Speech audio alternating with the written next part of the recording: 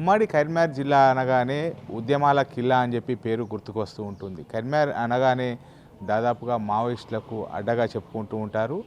ఈ కరీంనగర్ ఏదైతే ఉమ్మడి కరీంనగర్ జిల్లా వ్యాప్తంగానే చాలామంది కూడా ఇటు మావోయిస్టు లోపల పెద్ద పెద్ద లీడర్లుగా ఎదిగినటువంటి పరిస్థితి. అగ్ర నాయకులు అంటే దాదాపుగా భారతదేశం లోపలనే పేరు గాంచినటువంటి వారిగా చెప్పుకోవచ్చు. ముఖ్యంగా ఇటు జగిత్యాల జైత్రయాత్ర కావచ్చు, అదేవిధంగా పెద్దపల్లి జిల్లాకు చెందినటువంటి మావోయిస్టు అగ్రనేతలు కిషన్జీ మొత్తం కూడా భారతదేశం లోపలనే పెద్ద పేరు గడించినటువంటి వ్యక్తి. పట్నని మావోయిస్టుగా పేరు గడించినటువంటి ఇటు మల్లోజుల వెంకట కృష్ణ గారు ఈరోజు మహారాష్ట్ర ప్రభుత్వం ఆధ్వర్యం లోపల కూడా లొంగిపోవడం కూడా జరిగింది. ప్రస్తుతం మనము పెద్దపల్లి జిల్లా కేంద్రం లోపల ఉన్నటువంటి మల్లోజుల ఇంటి వద్ద ఉన్నాము. ఏదైతే ఈ కనబడేటువంటి ఇల్లు ఉందో ఇది మల్లోజులకు సంబంధించినట్టు వేణుగోపాలరావుకు సంబంధించినటువంటి ఇల్లుగా చెప్పుకుంటారు. దాదాపుగా ఇక్కడ మల్లోజుల వేణుగోపాలరావు అంటే కూడా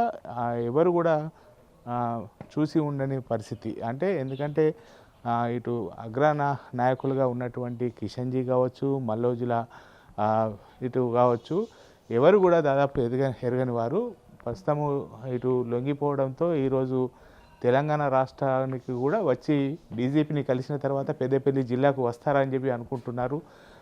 ప్రస్తుతం మల్లోజుల గురించి తెలుసుకోవడానికి కుటుంబ సభ్యులు గారు ఉన్నారు. చెప్పండి, అసలు మల్లోజుల గారు మీకు ఏమవుతారు, అంటే ఏంది?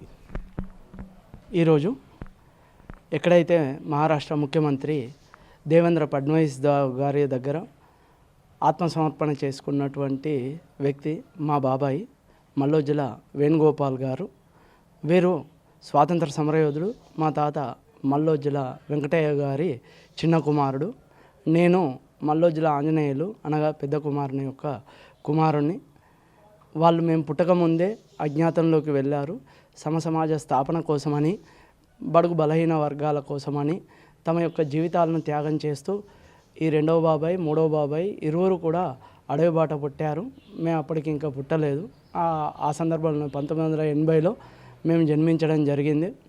వాళ్ళ తల్లిదండ్రుల దగ్గర నుంచి వాళ్ళకు ఆ యొక్క భావాలు అంటే సమాజం యొక్క భావాలు పుణికిపుచ్చుకున్నారు. చిన్నప్పటి నుంచే నానమ్మ ఉండగా చెప్పేది.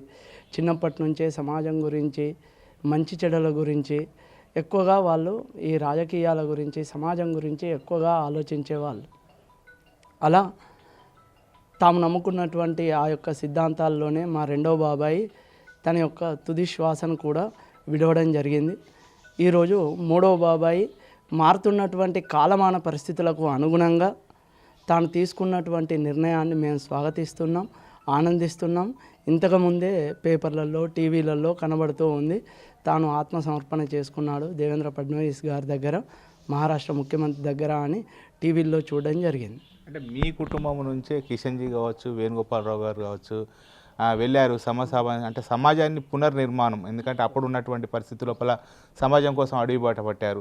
అంటే మీకు ఎలా అనిపిస్తుంది? మీరు కూడా చిన్నప్పటి నుంచి కూడా మా బాబాయిలు ఇట్లా అని చెప్పి వినడమే కదా, అంటే మీ నాన్నమ్మ చెప్పిన వాటి ప్రకారం వినడం కదా. పేపర్లలో, టీవీలలో వచ్చేదే చూసాం తప్ప ప్రత్యక్షంగా మా బాబాయ్ యొక్క ప్రేమ మాకు తెలియదు. మా కుటుంబం యొక్క ప్రేమ మా బాబాయ్కి కూడా నిజంగా తెలియదు. వాళ్ళు కుటుంబాన్ని త్యాగం చేసి, వాళ్ళ జీవితాలను త్యాగం చేసుకొని వాళ్ళు నమ్మినటువంటి సిద్ధాంతాల కోసం అడవి బాట పట్టారు. అప్పటి నుంచి 1980 నుంచి ఈనాటి వరకు కూడా ఈ కుటుంబంతో ఎలాంటి సంబంధాలు లేవు. పేపర్లలో, టీవీలలో అందరు చదివినట్టుగా, చూసినట్టుగా మేము చూసడమే తప్ప ప్రత్యక్షమైనటువంటి సంబంధాలు లేవు. అంటే ఈరోజు లొంగిపోతున్నారు దాదాపుగా. ఇప్పుడు ఫడ్నవీస్ ఆధ్వర్యం లోపల కొద్దిసేపటి క్రితమే లొంగిపోయారు. అంటే డీజీపీ గారిని కలిసి మళ్ళీ పెద్దపల్లికి వస్తాడనేటువంటి సమాచారం కూడా అందుతుంది. అంటే ఒకవేళ వస్తే మీకు ఎట్లా? ఆనందం, స్వాగతిస్తున్నాము. తప్పకుండా కూడా రావాలి. ఆయన మా కుటుంబ సభ్యుడే కదా, తప్పకుండా కూడా మమ్మల్ని కలవాలి. కష్టంలో కానీ, సుఖంలో కానీ ఆయన ఎప్పుడు కూడా మాకు అండగా లేడు. మా నాన్న ఒంటరిగానే ఇంతవరకు కూడా తీసుకొని వచ్చిండు ఈ కుటుంబాన్ని. సో ఓవరాల్గా సంతోషం అంతే. అంటే మీరు కూడా చూడాలని అనుకుంటున్నారా మీ బాబాయ్ని? తప్పకుండా చూడాలి. అధికారుల నుంచి కానీ, పోలీసుల నుంచి కానీ, ప్రభుత్వం నుంచి కానీ ఇప్పటివరకు ఏ సమాచారం లేదు. ఎట్లయితే మీరు కానీ ఊర్లో వాళ్ళు, వాడలో వాళ్ళు ఎట్లయితే పేపర్లలో టీవీలలో చూసి సమాచారం తెలుసుకుంటారో ఆ విధంగానే సమాచారం తెలుసుకోండి తప్ప అంతకన్నా ఎక్కువ ఏముండదు. కిషన్ జీ గారు చనిపోయినప్పుడు మీరు చూసారా అతన్ని?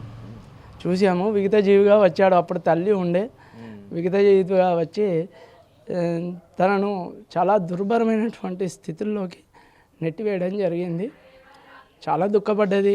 తాను చివరికి చనిపోయే ముందు వరకైనా కూడా చిన్న కుమారుడినైనా చూస్తానో అనేటువంటి ఆశతోటి ఉండే, కానీ ఆ ఆశ కూడా నెరవేరలేదు. సో ఇప్పుడు ఆయన ఇంటికి వచ్చేది ఉంటే ఖచ్చితంగా ఆ పైలోకాల్లో ఉన్నటువంటి నానమ్మ ఆత్మ అయినా కూడా సంతోషిస్తుంది, శాంతిస్తుంది అనే కోరుకుంటున్నాను. తాను కూడా తన యొక్క బాబాయిని ఎప్పుడెప్పుడు వస్తారా, ఆ మహానుభావుని ఎప్పుడెప్పుడు చూస్తానా అని చెప్పి ఇటు ఆనంద బాష్పాలు ఒక రకంగా అతని కన్నీరు అంటే కళ్ళ నుంచి వస్తున్నటువంటి, ఎందుకంటే చాలా రోజులు తను పుట్టినప్పటి నుంచి కూడా ఎప్పుడు కూడా మల్లోజుల అంటే ఒక పేరు వినడమే, వాళ్ళ యొక్క పేరు వినడమే కానీ వాళ్ళని ఎప్పుడు కూడా చూడని పరిస్థితి. చిన్నప్పటి నుంచి కూడా ఆ చుట్టుపక్కల వారు చెప్పడంతో వాళ్ళ గురించి కూడా చెప్తే వినడం తప్ప తెలియదు. ఇప్పుడు కూడా రావాలి, తమ బాబాయ్ రావాలి, అతని యొక్క జీవితం అంతా కూడా పెద్దపల్లి లోపలనే గడపాలి, ఇంకా అతని దగ్గర నుంచి ఎంతో నేర్చుకోవాలని చెప్పి వారి యొక్క అన్నగారి కుమారుడు కూడా ఆశిస్తున్నటువంటి పరిస్థితి కనబడుతుంది. ముఖ్యంగా తెలంగాణ రాష్ట్ర ప్రభుత్వం డీజీపీని కలిసిన తర్వాత పెద్దపల్లికి వచ్చేటువంటి అవకాశం ఉండడంతో అతని రాక కోసం అయితే కుటుంబ సభ్యులు ఎదురు చూస్తున్నటువంటి పరిస్థితి కనబడుతుంది. కెమెరా పర్సన్ అంజితో శ్రీనివాస్, బిగ్ టీవీ, పెద్దపల్లి నుండి.